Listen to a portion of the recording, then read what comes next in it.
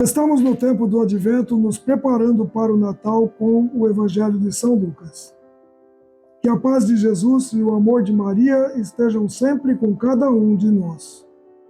Antes de começar, vamos pedir a orientação do Espírito Santo para que ele nos conduza nesse estudo do Evangelho de São Lucas e nos ajude a preparar nossos corações para acolher Jesus que vamos celebrar no Natal.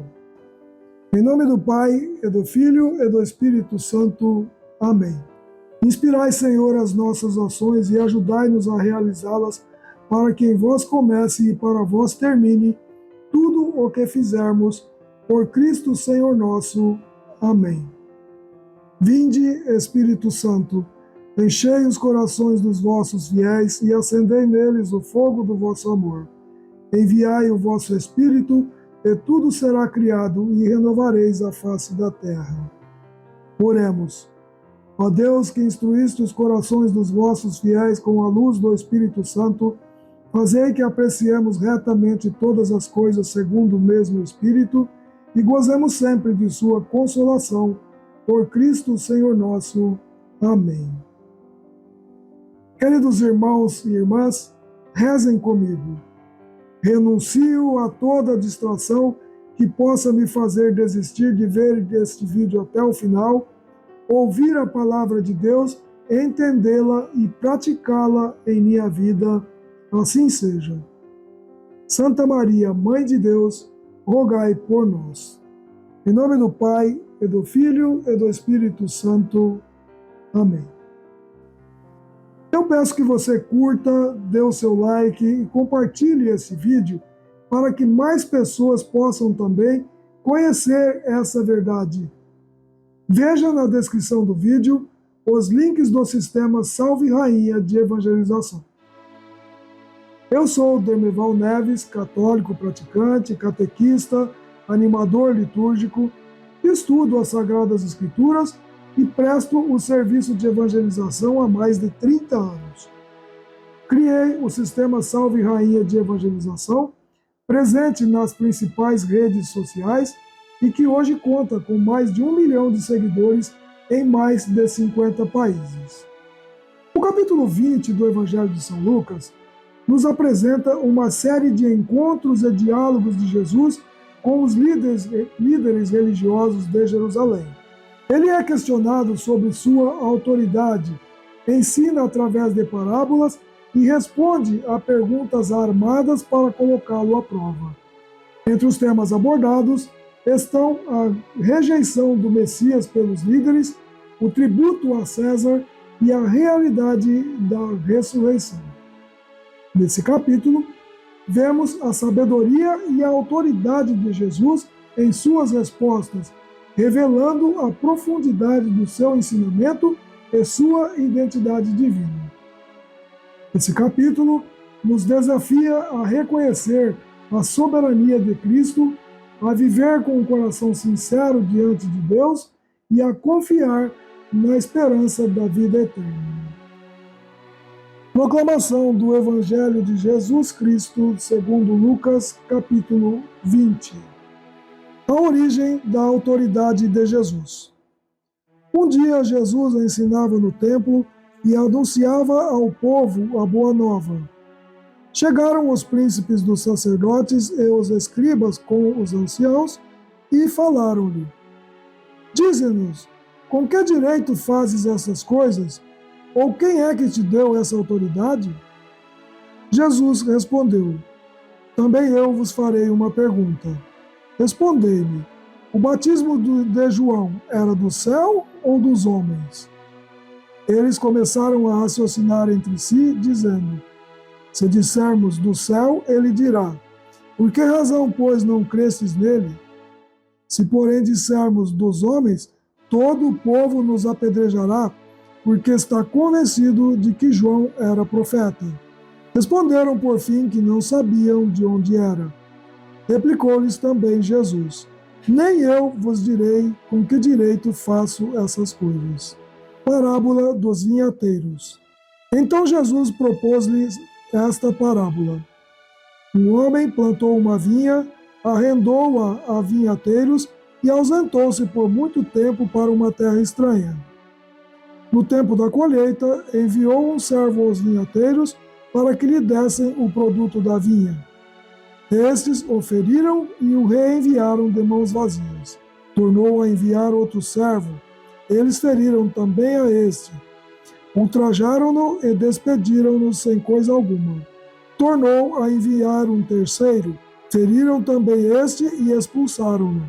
Disse-lhe então o senhor da vinha: Que farei? Mandarei meu filho amado, talvez o respeitem. Vendo-o, porém, os vinhateiros discorriam entre si e diziam: Este é o herdeiro. Matemo-lo para que se torne nossa a herança. E lançaram-no fora da vinha e mataram-no. Que lhes fará, pois, o dono da vinha? Virá e exterminará esses vinhateiros e dará a vinha a outros. A essas palavras disseram: Que Deus não o permita. Mas Jesus, fixando o olhar neles, disse-lhes: Que quer dizer então o que está escrito? A pedra que os edificadores rejeitaram tornou-se a pedra angular. Todo o que cair sobre esta pedra ficará despedaçado, e sobre quem ela cair, este será esmagado. Naquela mesma hora, os príncipes dos sacerdotes e os escribas procuraram prendê-lo, mas temeram o povo. Tinham compreendido que se referia a eles ao propor esta parábola. Tributo de César. Puseram-se então a observá-lo e mandaram espiões que se disfarçassem em homens de bem, para armar-lhe ciladas e surpreendê-lo no que dizia, a fim de o entregarem à autoridade e ao poder do governador.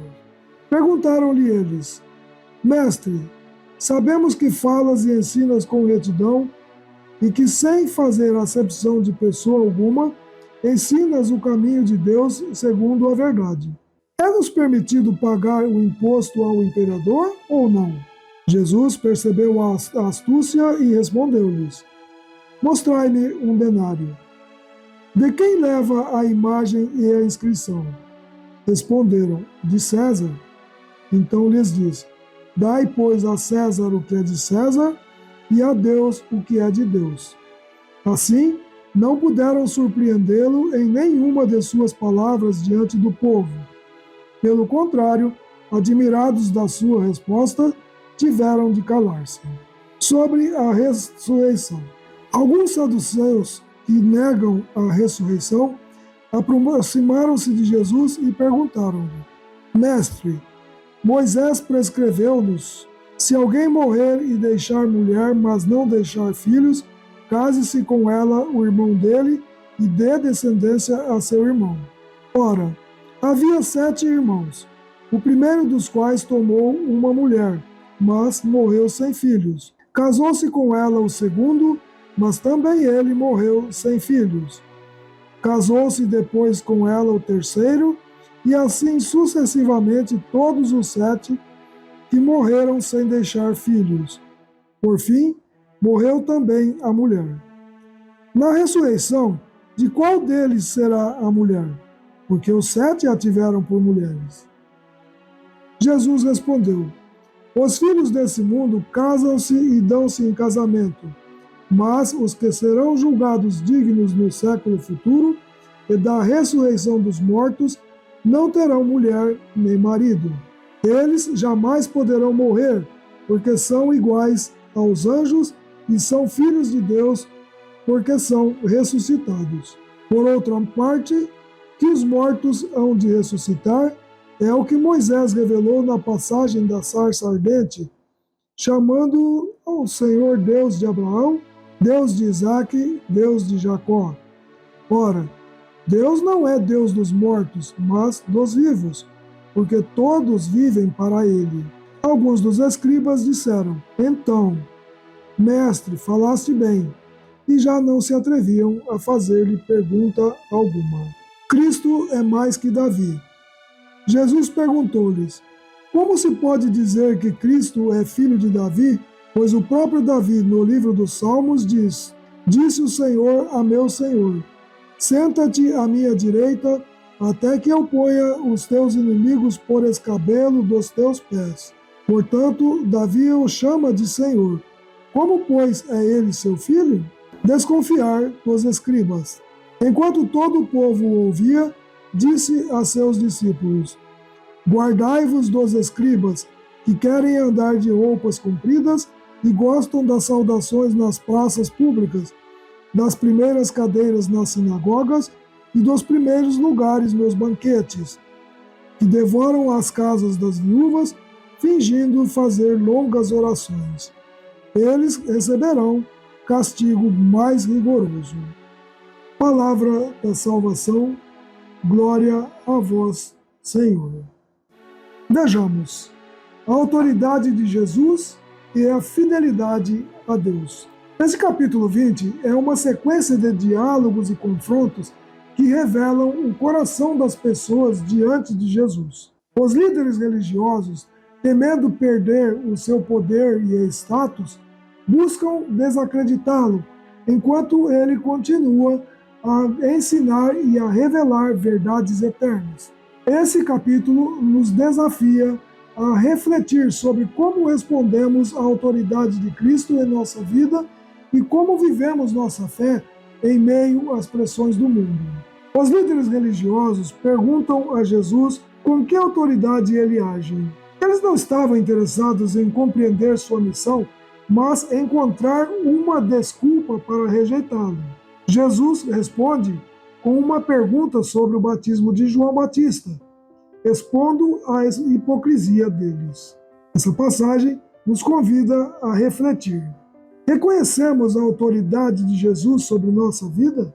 Ou resistimos a ele por meio de perder o controle de nossas próprias escolhas? Na parábola dos vinhateiros, Jesus descreve um senhor que planta uma vinha e a confia a vinhateiros. Quando o dono manda servos e finalmente seu próprio filho para recolher os frutos, eles são maltratados e mortos. Aqui, Jesus denuncia a rejeição do povo de Israel aos profetas e, por fim, ao próprio Filho de Deus. A pedra rejeitada tornou-se a pedra angular. Isso nos lembra que Jesus é o fundamento de nossa fé, mesmo quando o mundo tenta rejeitá-lo. No tributo a César, os líderes tentam armar uma armadilha perguntando-se se é lícito pagar imposto a César. A resposta de Jesus, dai a César o que é de César e a Deus o que é de Deus, transcende o contexto político e nos chama a uma reflexão maior. Estamos dando a Deus o que lhe pertence?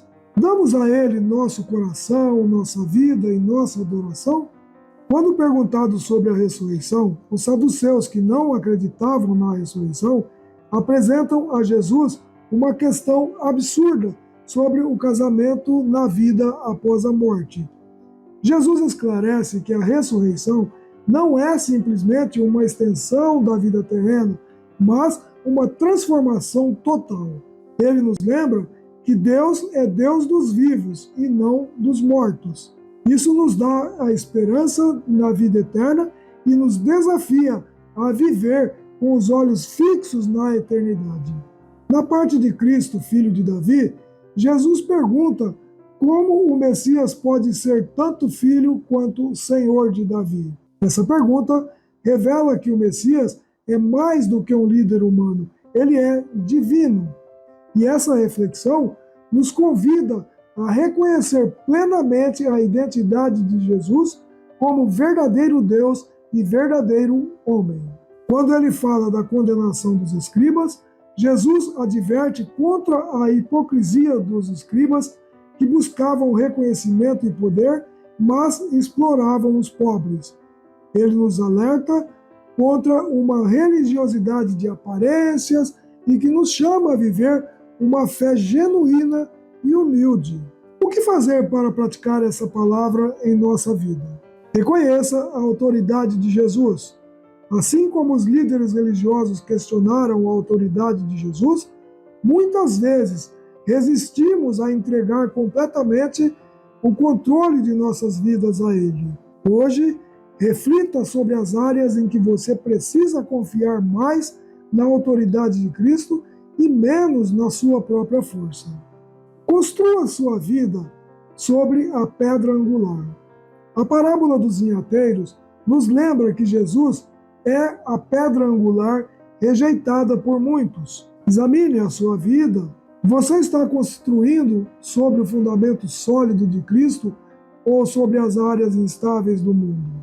Decida hoje confirmar sua fé nele.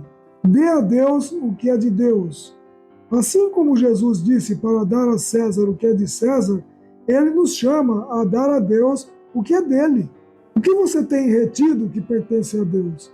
Seu tempo, talentos, recursos e a sua total confiança?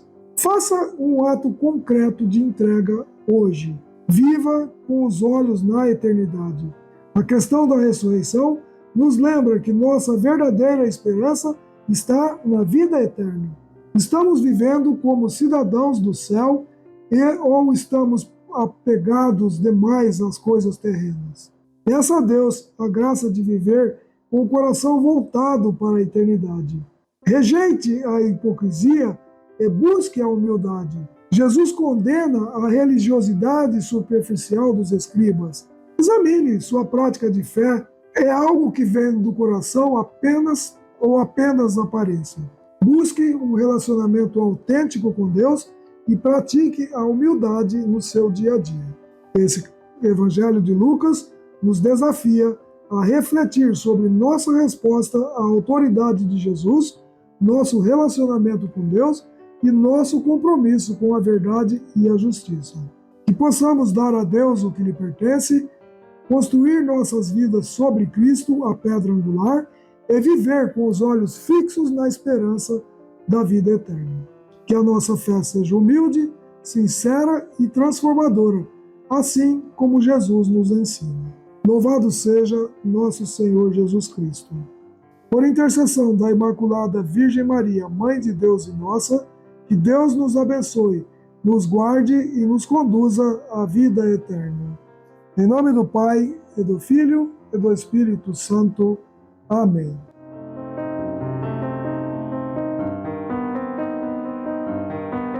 Uma produção do Sistema Salve Rainha de Evangelização.